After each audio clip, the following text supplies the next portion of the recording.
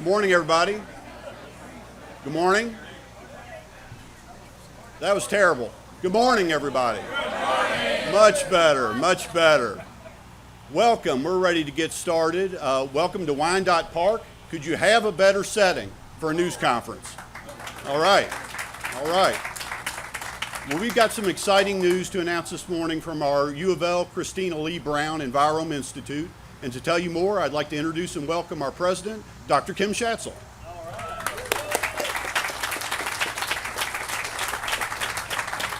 Thank you, John. Good morning, everybody. Good morning. Well, I have to tell you, it's a delightful day to be here with our distinguished guests, residents of South Louisville neighborhoods, research scientists from the University of Louisville's Christina Lee Brown Envirome Institute, to announce the very first clinical findings resulting from the Envirome's Green Heart Louisville Project. You all see those beautiful trees that are behind me. Well, they are more than beautiful. They are medicine. Yes, they are. They are part of a revolutionary project to document and understand how trees affect the health of people living around them. From its launch in 2018, the Green Heart Louisville Project has tested the groundbreaking approach of investigating trees as a major health intervention. The University of Louisville's Christina Lee Brown Envirome Institute researchers began by gathering health data from the residents of this and surrounding neighborhoods in South Louisville. One of these health data was a biomarker that measures inflammation in the body. This key biomarker signals a higher risk of heart disease, heart attack, and some forms of cancer. With the incredible support of the Nature Conservancy and many of you that are here today, the research scientists directed the planting of many trees and shrubs that you see behind me, and thousands more in the treatment area. The research team then examined the health data from the residents again after the trees were planted. They found that the people living in the area where the trees were added, well, their inflammation biomarkers were indeed lower after the trees were planted, meaning their risk of heart attack and other chronic diseases had been reduced. So this study is telling us that indeed trees mean healthier people and healthier cities. Trees are indeed medicine. Yes.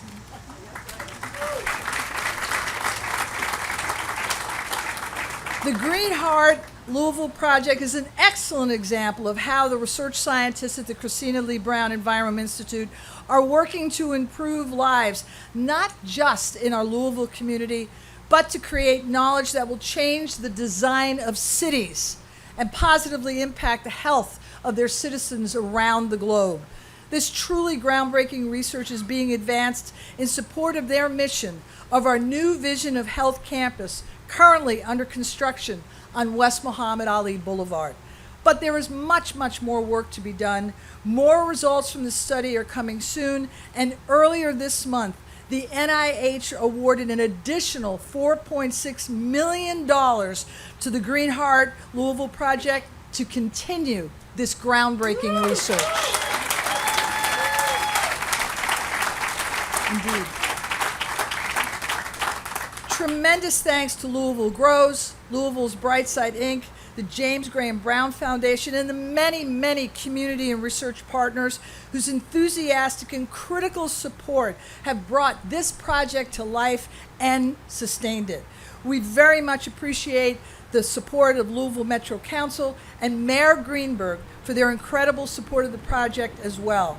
We are also incredibly grateful to the 745 people living in this 4 square mile area of South Louisville who participated in this study. Without you, this study would not have been possible.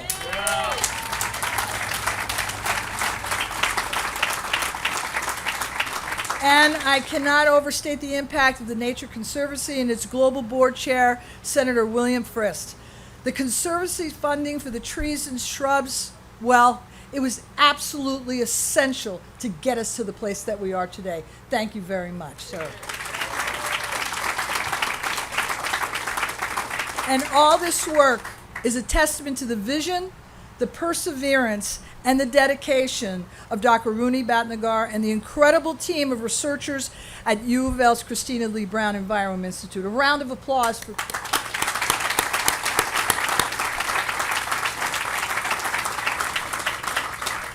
And finally, I must acknowledge the incredible vision and the drive of Christina Lee Brown herself. It was her idea for a new vision of health, her vision of what it could represent and accomplish that drove this groundbreaking research that will change the health not just of our neighbors in Louisville, but millions around the globe. Ms. Brown, for your leadership and exceptionally generous support of the University of Louisville and the Envirome Institute, you are indeed raising the profile of this university and supporting our researchers in this historic effort. It is indeed research that turns people's notions into knowledge. Yes.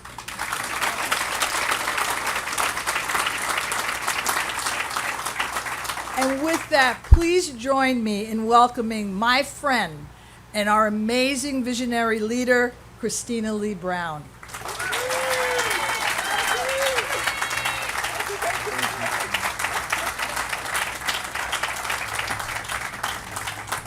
Well, good morning.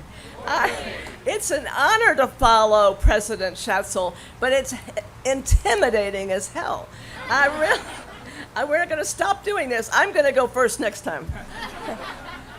My dear daddy, who I love so much, used to say to me, Christy, a thought is a thought is a thought. Well, that gives me joy to look at you because I think those words are so true because you have brought them to reality.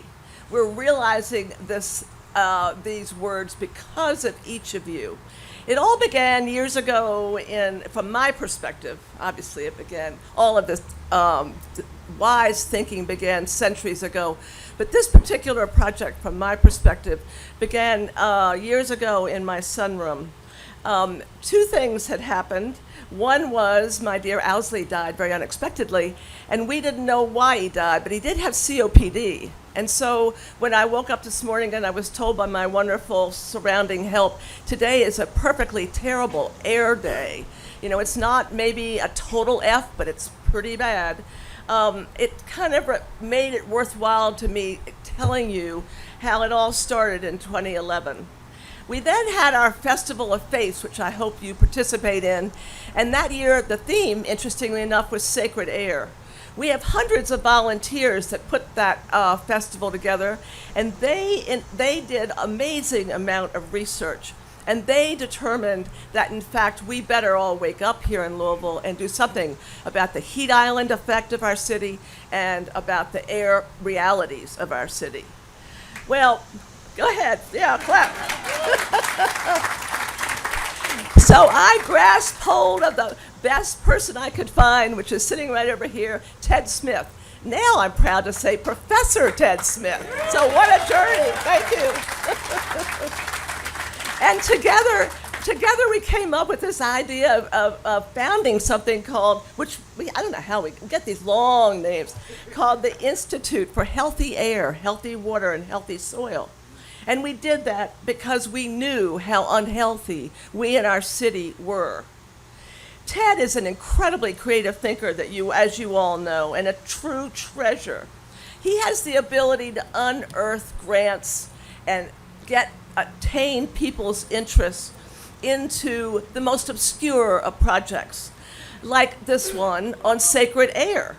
But miraculously then, Ted and I, after having created our Circle of Harmony and Health, which I hope if you haven't put it on, you will, met this wonderfully fascinating man named Dr. Rooney Batnagar. I still don't say it right, so I call him Dr. B. And Dr. B was hidden away in some University of Louisville tower. And I think he had a window, but just barely, and it wasn't looking out on anything particularly beautiful. When we got there, I don't think he was really very thrilled to see us, particularly because he was really distressed. He had just been not given a $15 million grant that he was determined to get, and maybe it was his third try or something, I'm not quite sure. But we said, oh, you poor dear man, what's the matter? And he said, well, They turned me down because I didn't have enough community involvement in my grant. Ted and I looked at each other and we said, well, guess what? That's the end of that. So from there on, we became these inseparable friends and co-workers. And so, as you know, Dr. B has never stopped since. He was brought to Louisville by Brains for Bucks, which for those of you who don't know about it, Kim, we should study it more and more because it was a brilliant project. And actually, curiously, this is what community is all about. It was run and managed by our now mayor's father. God bless him. So then in 2015, I had one of those lovely calls that I get many of. And it was in this time from the leadership here, Kentucky's leadership of the Nature Conservancy. It was David and it was Chris, and they came to solicit me for their Nature Conservancy Kentucky campaign. Well, Dr. B and Ted and I had just begun to realize the effect of this fabulous circle. So we put the circle, you were with me, weren't you, Ted? Yep. And I don't think you were. Were you there too? Excuse me, we were all there. The Three Musketeers, we were there. We put the circle down on the table and we asked, please look at the circle. Tell us where your Nature Conservancy work fits on the circle. Well, of course, they immediately went to the environmental health sphere. Well, we said, of course, tell us about that. Then we said, are you sure there's no place else on the sphere where your work belongs? Well, there was sort of a pregnant pause, quite a long time. But then they began to say, well, actually, you know what? I think we do enhance the spiritual life of the people that enjoy our properties. Oh, well, you know, maybe that affects their psychological health. And they made the journey that morning right around the circle and took us on that journey together. Well, we knew then that there had to be a way that we could be the Nature Conservancy's partner. So we, in fact, did become their partner. And it was a very unusual partnership because partnerships are hard. I'd love to hear from you. Do you all think partnerships are hard? No? For those that do, raise your hand. Well, we found that partnerships are hard. But are they worthwhile? Yes. They're incredibly worthwhile. And so that is basically what I think our work is all about. It's about an example of how to grow unusual partnerships and to do it in ways despite the challenges where you persevere. So we call our circle the circle of harmony and health. And one of the reasons we do is because we're great fans of now King Charles, but the man who was then Prince Charles, who when he was Prince Charles wrote a fabulous book. But if you don't know the book, please find it online. It's called Harmony, because it's really, really worth all of us reading and studying. It helps us to understand that we must love and care passionately about healthy air, healthy water, and healthy soil. Then in 2016, thanks to the hospitality of the Archdiocese of Louisville, led by Father Hammer, we had a tiny little pilot project. And that project was at St. Margaret Mary's Catholic School. We learned there that if you're willing to take risk, like Father Bill Hammer took, did I say Joe? Father Bill Hammer took, then in fact, miracles will begin to happen. And so again, we created another incredible partnership that was leading us to this Green Heart Project. Now, as you can see from the simple timeline, how the collection of thoughts and ideas throughout time have then become the energy for that much needed force for solutions. From then on, our partnership with the Nature Conservancy stepped up, and blessedly, the late Louisville Jim Rogers came forward with a surprise huge gift of $1 million, matching my grant, which allowed our project to really get its legs under itself. It gave us the self-confidence to continue to move forward and to persevere. And so today I'm honored to say that we will be planting a tree later on in his honor. But that's what leadership is all about. And fortunately, that leadership was followed by other philanthropists who became equally as brave, such as the J. Graham Brown Foundation. And Mason, where are you? There you are.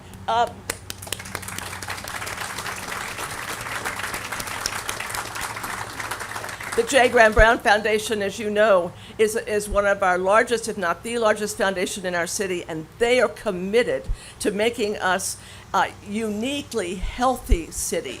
And so thank you, Mason, for your continued leadership, which is truly extraordinary. The Traeger family is another one. Is Michael here or anybody from the Traeger family? Well, the Steve Traeger family are equal, unbelievable philanthropists who have stepped forward to become our partners, and they are funding the Traeger Forest across what will be our Envirome urban campus at 5th and Muhammad Ali. And they, together with the Gaines Foundation, Brown Forman Corporation, Campbell, are you still here? I want to clap for the Brown Forman Foundation. Campbell is the chairman of Brown Forman, and as you know, as he knows and has heard me say over and over again, I could never be standing here representing our family if it wasn't for Brown Forman.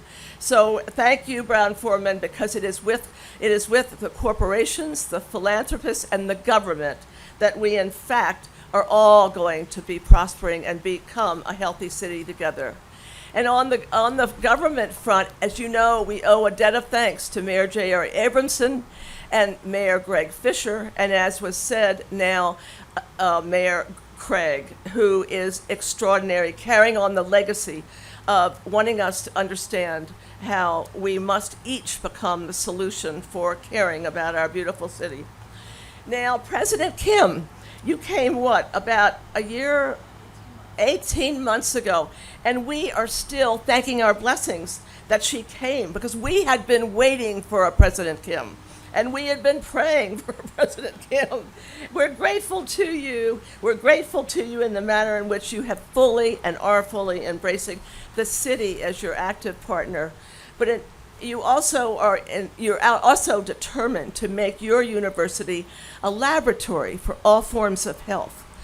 We are so proud that you are daily championing now the development of our urban campus and in the heart of our city, and helping also each of your students and your professors become learned students of how to make decisions through the lens of all these different forms of health. Thank you, President Kim. Thank you, President Schatzel. We're so proud of you and so happy to be your partner in every way we possibly can. Thank you, thank you.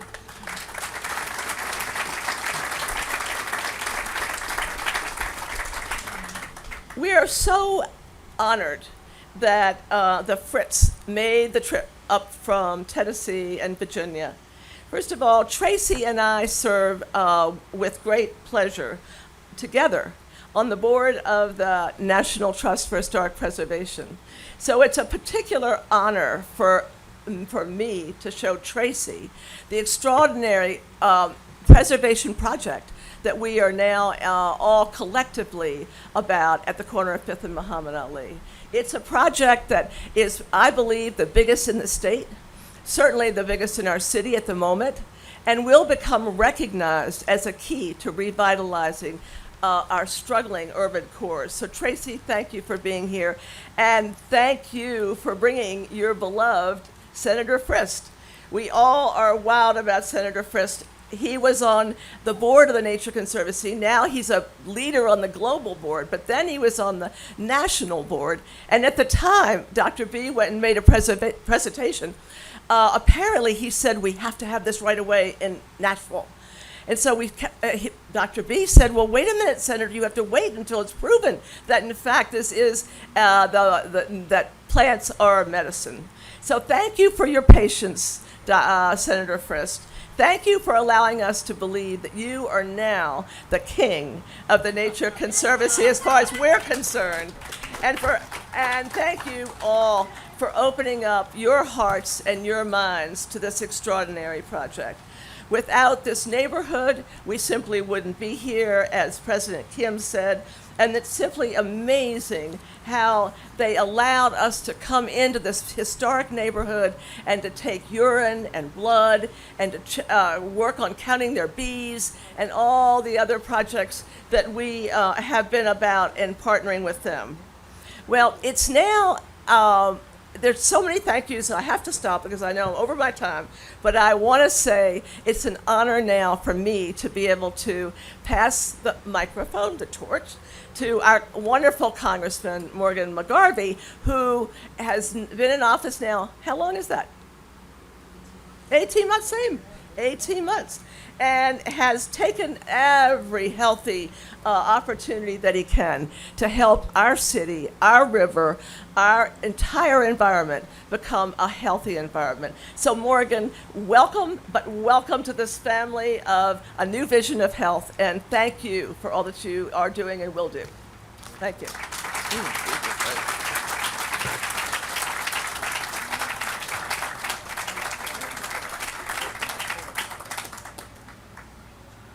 Let's give one more round of applause to Christy Brown for her amazing work.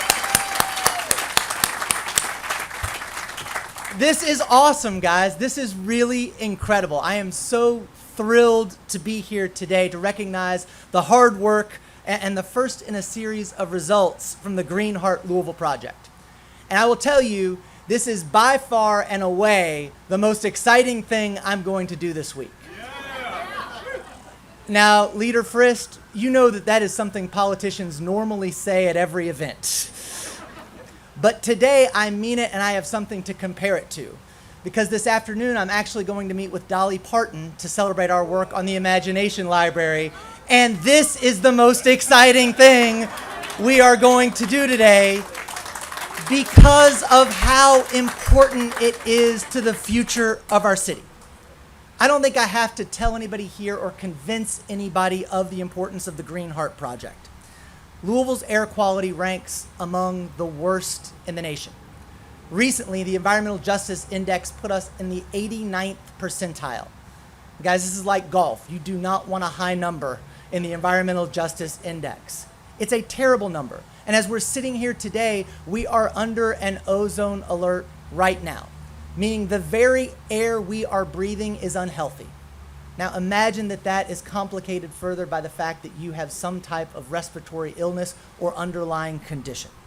So we have to do better. And we can. And as President Schatzel said, let's start looking at this in a new way. Let's look at trees as medicine. Because if we do that, we can start coming up with a cure. Right now, in Louisville, Kentucky, only 37% of our city is covered by trees. And that number is decreasing by 54,000 trees each year. So our lack of that robust quality is what provides more pollutants, less shelter, rising temperatures. And the studies show that cities with fewer green spaces suffer from greater rates of chronic diseases. Heart disease is one of the leading causes of death in Jefferson County. And black communities are dying from heart disease at rates higher than any other racial or ethnic community. We rank in the top 5 cities in the United States for the highest rates of emergency department visits for asthma. And twice as many black children in Louisville end up in the emergency room due to asthma as white children. All of this is staggering. It's unacceptable. And it's not accidental. Many of these outcomes are symptoms of the systemic injustices, deliberate policy choices that deprived neighborhoods in predominantly black and brown communities of investments and resources. And yes, that includes green spaces. A 2021 study found that areas redlined through the 1930s have, on average, 23% of the tree canopy today. That's compared to a 43% tree canopy in areas that were predominantly affluent and white. So that's what we're doing here today. We are quite literally rethinking how we value the natural environment and the critical role that it plays in our lives and in cities like ours, in everything from the trees to the health of the Ohio River. And that's why the Green Heart Project is so important. Over the last 6 years, the UofL Envirome Institute has worked to measure the power of greenery as public health strategy in our most underserved Louisville neighborhoods. In fact, it's the first study, the very first study, to assess the impact of green spaces on air quality and human health in urban environments. This is incredible. And if we are better able to understand this connection, we're in a much, much better place to tackle the problem. The results of this study will help guide the kinds of investments we make at every level for decades to come. Today's results would not be possible without the work of Dr. B, Professor Smith, as I understand it, President Schatzel, support from the National Institutes of Health, and of course, Louisville's very own Christina Lee Brown, and so many others. Let's give them all a round of applause.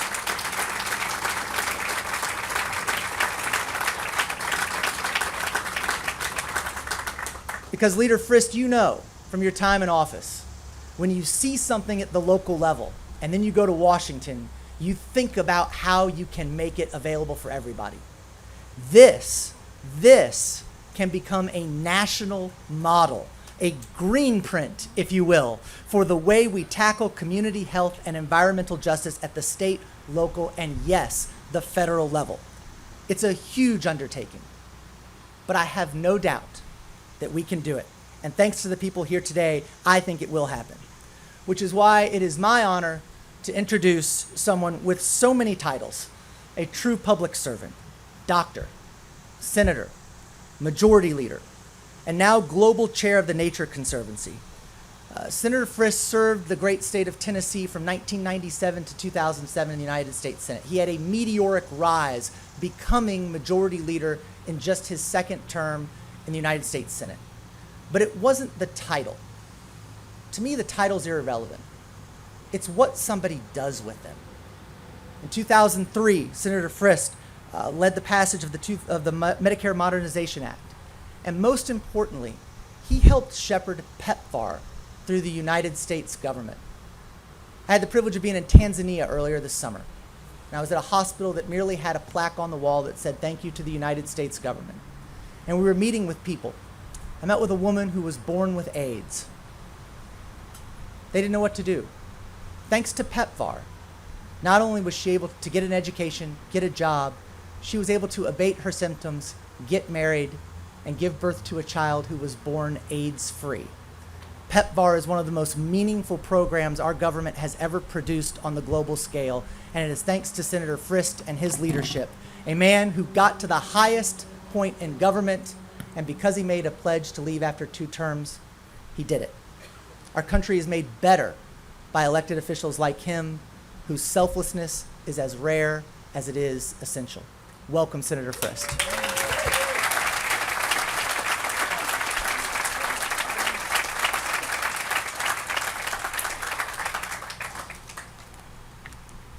Congressman McGarvey, thank you for that introduction. And forget the words, but it does capture why we're here today. And first of all, let me say, Tracy, my wife, and I came up from Nashville for a very specific reason. And Tracy's on the board of the Nature Conservancy there, and I am really blessed in many ways to represent the work of the Nature Conservancy, which I'll mention shortly, had a role here as a collaborator with all of you. But I think the Congressman's comments of taking an idea that starts locally, that starts with the beautiful story that Christy talked about of not a serendipitous conversation, but one that was guided by leadership, guided by people coming together to want their community to be better, to be healthier, but as a product of that, do something that goes to scale. And the HIV/AIDS story is a pretty good story because 20 years ago it impacted 3 million people dying every year, 23 million families. The movement to change that, where there are 30 million people alive today who wouldn't be alive, started just like this, intense just like this. And that's really a parallel. You don't want to compare issues, but that collaborative idea coming together, crystallized around good people, different parties, civil discussion, hard work coming together is what this is all about. And Tracy and I we're thinking, every event needs a mantra, a tagline, a vision. And this is pretty easy. And the words that all of us remember, and the words that will sink in today, and the words that will be in the media after today that weren't there yesterday, that will go globally, nationally, regionally, but also globally, is following. It is a new vision for health. Trees are medicine. It's just 8 words. A new vision for health. The new vision for health is that I'm a heart transplant surgeon is what I really do. And that's good. And transplant hearts and the science and the medicine and the peer review, and that's good. But that's health care. We're talking about health. You are defining what health is. It's evidence-based, and the evidence we'll talk about here shortly. But those words, a new vision for health, we're defining health. And as the president said, notions into knowledge, and that's the way it is done. So let me just, on really behalf of Tracy and me and to all of you, say it's wonderful to be here. These big, complex projects are truly challenging, and do want to take a moment just to reiterate how important it is. We thanked a number of people, and we'll continue to thank people here. But it is collaboration, it's partnership. No individuals can really do it on their own, and we know that. And my thanks to the Nature Conservancy staff. Some of you are in green shirts, and I've asked for my Kentucky Nature Conservancy hat. They hadn't gotten it yet, but we'll get that later. But who have worked so hard from over the last 8 years since those initial conversations. Carl Ray Landscaping, David Listerman, Chris Fultz, Louisville Grows, and all the other professionals and volunteers and partners and collaborators who come to the table. They're essential. Remember, we're planting trees. The intervention of food as medicine took an intervention that can be measured, but it takes the planting of trees and the growth and the digging the soil and the nurturing. The many donors, and there are a lot of donors, and many of you are here and many of you are not here. We'll be planting a tree to one of the most generous donors in just a little bit. But special appreciation to Jim Rogers, who I had the privilege of serving on the global board of the Nature Conservancy, and his wife, M.A. Rogers. You've got a Jim, and Christy touched upon it. Dr. Bhatnagar is unbelievable in terms of a thinking and approach and affect and ability to communicate. You'll hear from him shortly, so I'll brag on him in a sentence here, but it's really unusual as a scientist, as a policymaker, as an implementer, as an executor. There's almost a genius in Dr. Bhatnagar. So really thank you, Dr. Bhatnagar, for your real leadership here. That does deserve a round of applause. University of Louisville and the Envirome Institute for their vision. You can't do these really great things. The AIDS story is a good one because it started with science. We had to figure out what works, what interventions work, and if you intervene, the evidence and the science and the discipline is marketable, is a sale, is real. And that's the notion. We all know nature is important, but how do you make it real? And it takes the science, it takes the discipline of a University of Louisville and a commitment of the Universal and, of course, the Envirome Institute.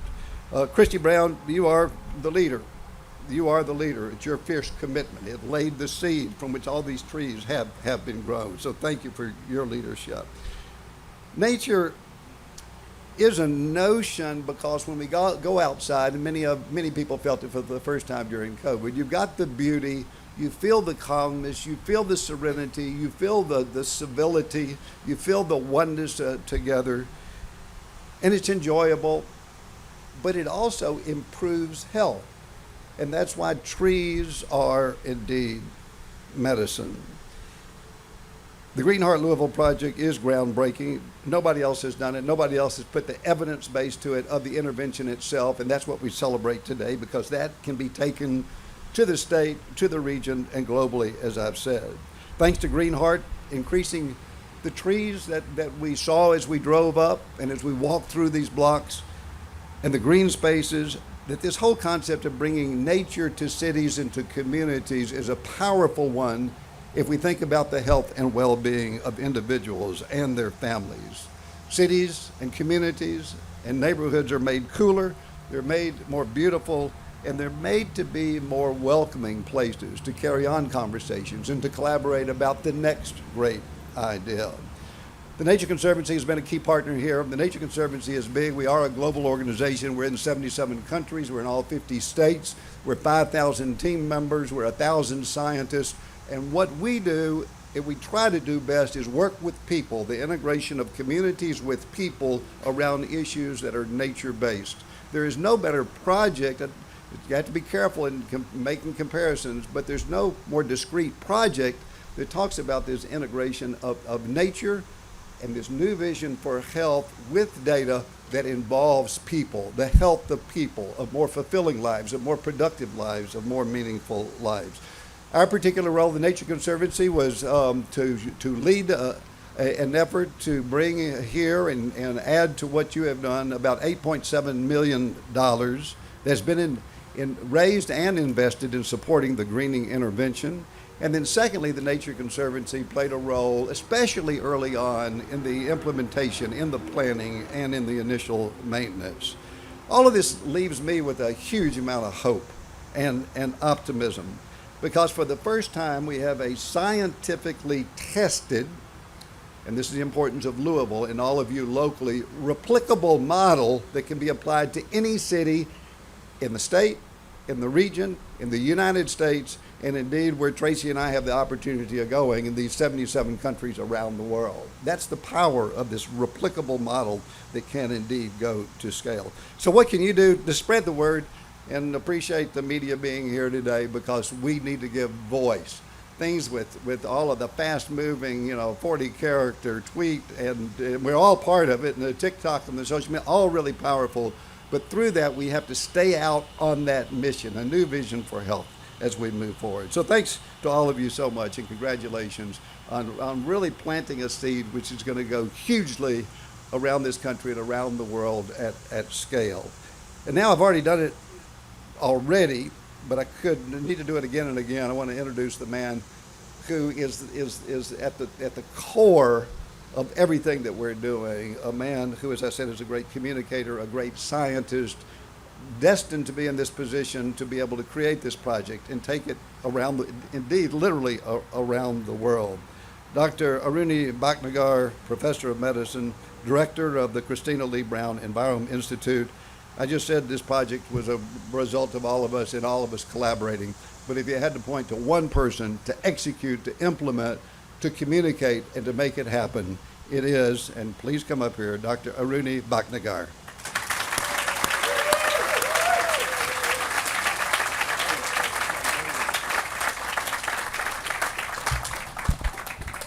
Well, thank you, Senator Frist. It really is inspiring to be in your presence, and it is no small feat that we hear about the things that you did. 30 million lives saved is not a trivial accomplishment, and we are so honored that you're involved in this, and that we would try to follow in your footsteps in whatever small ways we can. But you teach us that great things are possible. There's people like us, ordinary people, we think like people we know in flesh and blood can accomplish these great things, and that it will only be done here in this country in the way that it cannot be done anywhere, because we have the power, the resources, the know-how. When Prince Charles came here and we talked to him about this project, that we're going to plant, this 8,000 very big trees all over the neighborhood, he looked at it, completely surprised, and he said, only in America. So only here you can do things of this scale and nature, but you have led the way, and you continue to lead the way in where we can go and where we can progress. But this project started many years ago, and Christy told the story beautifully, and it's really a very hard act to follow than the best speakers in this country to be able to say something meaningful and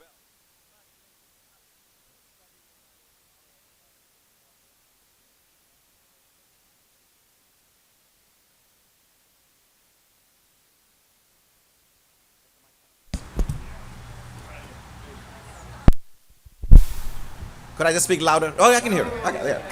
Yeah, so we first started this idea with Christy in a conversation about health and air pollution, and we were sitting there, Ted and I and Christy, about decrying how bad this problem is, and Louisville is F grade, and Louisville has all this air pollution problems. So Christy's challenge was, what are you going to do about it? And that was a pivotal question, and so without thinking very much, I said, maybe we could just plant some trees, and knowing fully well that we couldn't plant large enough trees to do that. It was an undoable thing, and that'd be the end of that. But Christy, she persisted and thought, no, if youth need to plant large trees, we can do that. You can talk to people who know how to do that. So she introduced me to Chris Chandler from the Nature Conservancy, and more importantly, Brent Buckham, who was running the HIFI design labs, and said, let's put a team together and see how this could be done. And maybe it's possible to put very large trees and test and do an experiment, which otherwise would take like almost 30 years to finish.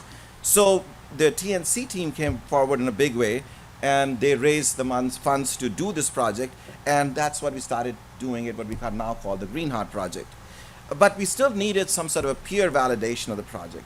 So I called up the National Institutes of Health and asked them, would you be interested in working in funding such a project? And they said, they put me on hold, and after they finished laughing, they said, well, you're a nice person, we know you, I don't know how far this will go. And suddenly the NIH is not in the business of buying trees. And so you figure out how to do this project, come back to us, and then maybe, we'll consider. So anyway, with the help of TNC, we did raise the money that we needed to do. We put an exceptional team together. Of course, we had Professor Smith in the team, but Dr. Rachel Keith, Dr. Ray Yeager, Candy Walker, and Dr. Hart. All of these people came together, and then we put a team of how to measure things. And I think Sanjay Srivastava was like spearheading that in trying to see how all these measurements could be made.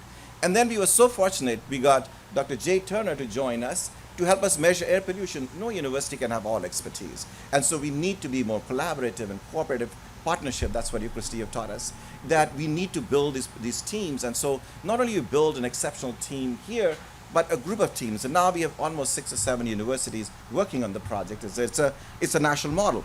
But, thank you. But we were, even with the stellar team, we wrote up our application and sent it to the NIH, and it was promptly rejected, and thrice. And so they said, well, this is an unbelievable project with nothing like that we've ever seen before, but we persevered. We needed to do some preliminary work. We needed to, make our bonds with the community. And then we said, we need to test ideas. Can we even plant large trees? Would they survive? Would that decrease the levels of air pollution? Would it help the health of the people? So we did the pilot in St. Margaret Mary that Christy talked about, and Father Hammer was very, very instrumental in allowing us to do that. We are grateful to the kids because we tested their blood and urine before we put the trees and after we put the trees. And of the 50 kids we tested, only one fainted and one threw up. But they all came back again after planting to participate. And so we could get the preliminary the data that we needed to be able to actually convince ourselves and the NIH that we can do something like that. But also that even though we did this, we had to raise funds to match with what NIH was going to support. And we're really, really thankful to late Jim Rogers and his tireless efforts in supporting this project. And we're deeply honored to have known him and to have worked with him. I remember meeting him in Boston, and he said, you should give me the talking points, and I will go and talk to everybody and plead on your behalf and raise money, because I believe in this project. And that belief and that faith is priceless, and that is so critical for us to be able to do this with full confidence that we have such a group of people working with us and backing us. But at last, the NIH sort of came around, and they awarded us $3 million to start the project, and so that's why we are here today. After 6 years of work, celebrating a major milestone of all the things that we have done, we have made strong bonds with the community here in South Louisville, thanks to Dr. Hart, Dr. Walker, Dr. Keith, Dr. Smith, and Lori Phillips. She has been really pivotal in trying to get this thing together, communicating with people on an everyday basis, and that's really, really important, is to create the trust in the community and to let them know that we are going to be here in the long run. We're not just here to do this project and walk away. So we were able to put the team together, but we still had to put all these trees in the ground. And putting 8,000 trees that come in like dozens of different semis from all over the country, including Oregon and Tennessee and Ohio and Philadelphia, we had to orchestrate this, and we had a military operation.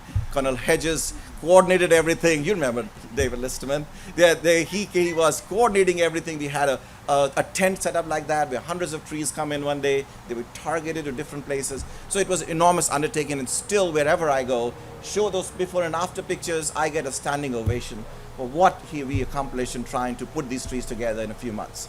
So after we put all of these together, we were able to conduct 2 rounds of in-person evaluations with 500 and 700 people at the time. We are not really good at just observing people. We need to meet them. We need to hold their hands, take their blood pressure, look at their blood, ask them to tell us about their anxiety levels, their depression, their well-being, so that we get to know these people in as thorough a fashion as we can. And so we collected all these data, and then we looked at the risk of the disease in these people, how much risk they have for heart disease. We looked at blood pressure and cholesterol levels. And then what we found that before and after planting the trees, there was a reduction on this protein, which we call the C-reactive protein. And you know, it's a very well-known marker that is reflective of the amount of inflammation in the blood and systemically. And inflammation, as you know, is the underlying cause or the driving factor in many chronic diseases, including heart disease, diabetes, obesity, arthritis, asthma. You know, so all of these diseases, the ground or the soil for development is inflammation. And so previous work has shown that CRP is a very good reflection of inflammation, and as you get older, the levels of CRP increase. And so the extent of decrease that we found is equal to somebody gaining 9 years and being 9 years younger. So somebody who was like 42 years old is now 33 years old. So you have some way of slowing aging because of lack of inflammation. So that was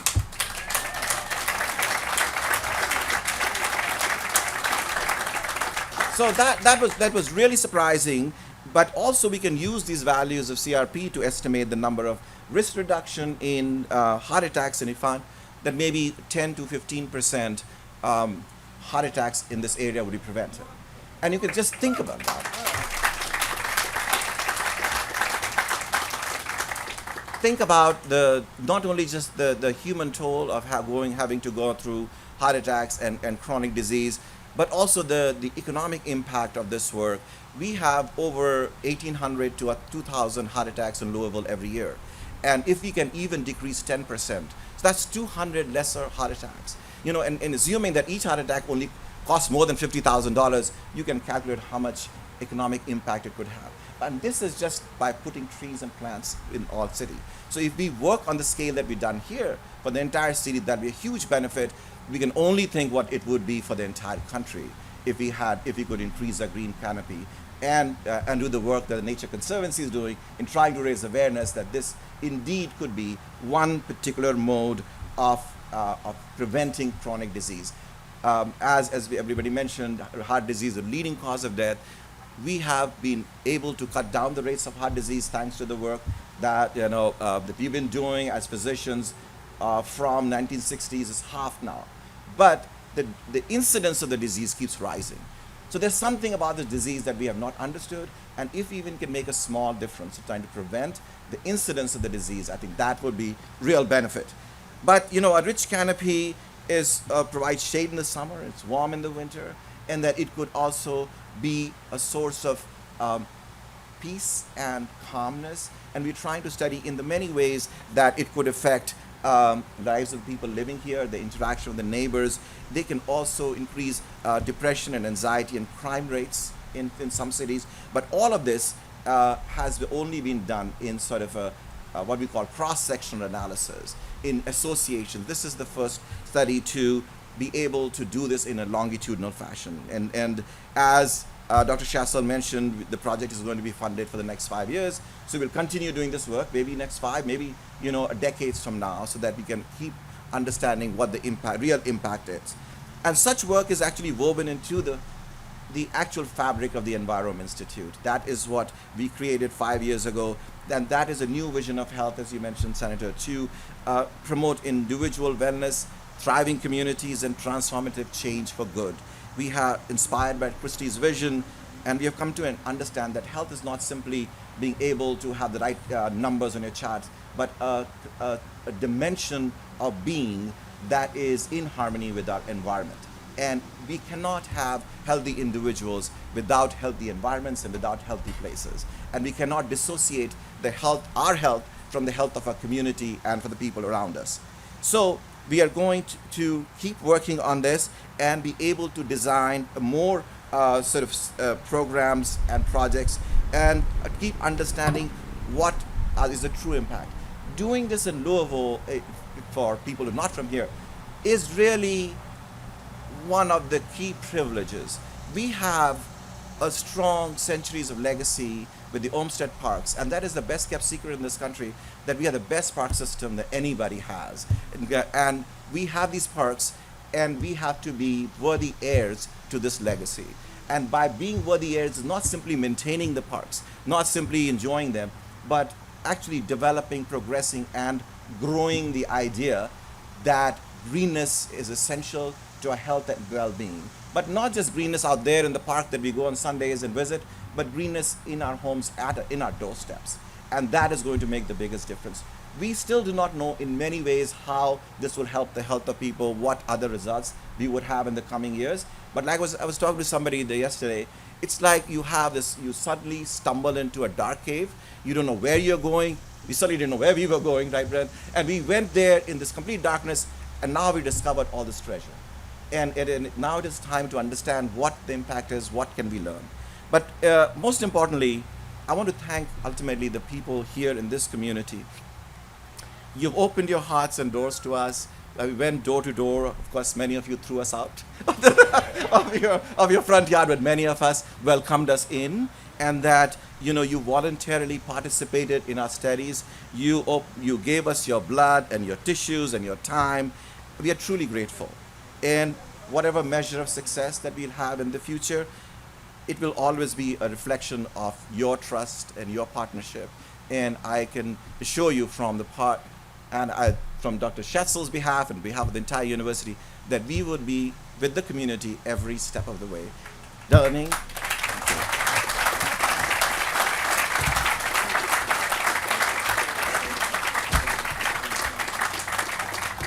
Thank you, everybody, and thank you for being here. It's indeed an honor to have you all with us when we make this great announcement.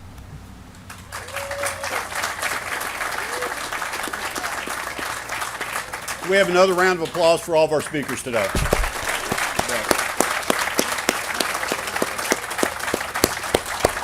Okay, we do have a minute. If any members of the media have any questions you would like us to take at the podium, please raise your hand, and we could take care of that right now. Anybody? How many people in the neighborhood participated again? Can we hear that one more time? The question is how many people participate in the study? Well, so we have each year 500 to 700 people, and we did 3 rounds of evaluation. So some people were repeats, but over 1,000 people we have original data from. Yeah. The total population of the area is about 28,000 people.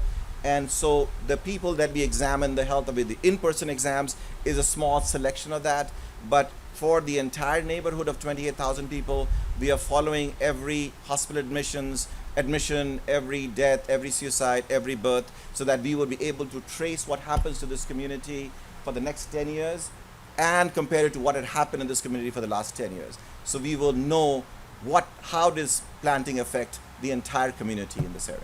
And can you talk some about the controls in this study that you accounted for? Yes, so we have areas which we call the target areas, and you can see that over there. And those areas are where we put the trees. The surrounding areas, also the people participated in the study, but they didn't get any trees. And we've been asked by the community why is this difference, but it is a sort of clinical design. And the clinical design, as our clinician friends know, is called intent to treat. So if we see a positive effects in the target area, we can then extend our planting to other areas in the control area, and then the corresponding areas will become controls, so we'll have a ripple out effect, so that we would not deny anybody the health benefits of trees. What's next? Well, thank you for asking that. The next phase, so we want to see whether planting trees not only improves the air and causes health improvement, but whether it can decrease the heat island in the city. So like the air pollution, Louisville has the worst urban heat island effect in the country. So how to mitigate heat? We think that maybe planting dense forests in the middle of downtown might make a difference. And so thanks to the support of the Traeger family, between 5th and Ali, we are doing a microforest planting and we were measuring before planting, after planting, not only the heat, but also the way people interact with the space, so that we can find some sort of quantitative evidence of how planting trees could be made to not only mitigate heat, but also combat climate change. Sure. Yes, sir. What's the precedence for this research again? What's the? What's the precedence for this research? No, well, I know. What's the precedence for this research? I'm struggling to think of anything, but the thing is that there is a lot of work that's been done showing that people who live in green communities have, I think, about 12 to 15% reduction in overall mortality. They report better mental health. They have better outcomes. We did a study which actually found that if you live in green spaces, after cancer diagnosis, you survive longer. So people who live, certainly people who have cancers that are manageable, but if you have like lung cancer or pancreatic cancer, you cannot do anything. But other less aggressive cancers, after diagnosis, if you live in greener spaces, your survival is increased. So, but all of this data were before what we call just an association. Like I mentioned, if you get people living in green communities, they are going to be healthier, because people who live in green communities have more money, they have more access to healthcare, and so we could never overcome those doubts that maybe it's just an association, there is nothing real to it. And so that nagging doubt is what drove us to do this, that let's not talk about associations, let's not just look at healthy people and green neighborhoods. We look at the same neighborhood, increase the greenness and see what happens, and that's what we did.